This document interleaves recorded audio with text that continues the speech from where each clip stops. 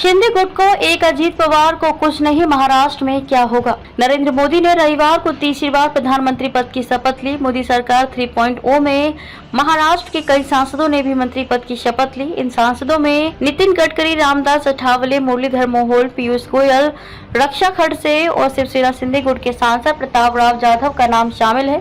लेकिन पीएम मोदी के मंत्रिमंडल में अजीत पवार की पार्टी एनसीपी से किसी नेता को मंत्री नहीं बनाया गया है। इसको लेकर सवाल खड़े हो रहे हैं कि क्या अजीत पवार पर बीजेपी की निर्भरता नहीं रही।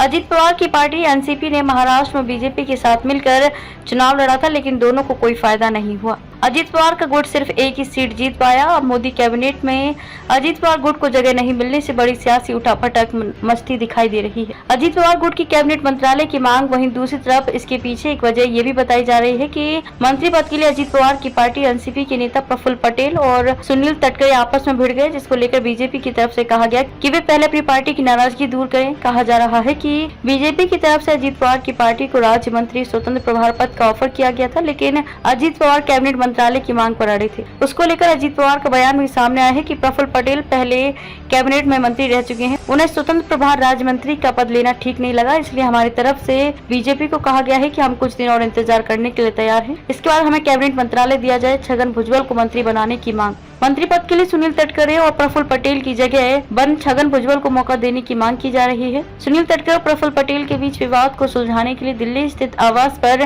करीब 1.5 घंटे तक बैठक भी हुई। इसमें अजीत पवार के अलावा छगन भुजबल, सुनील तटकरे और प्रफुल्ल पटेल और डिप्टी सीएम देवेंद्र फडणवीस भी शामिल हुए, लेकिन कोई हल नहीं निकल पाया।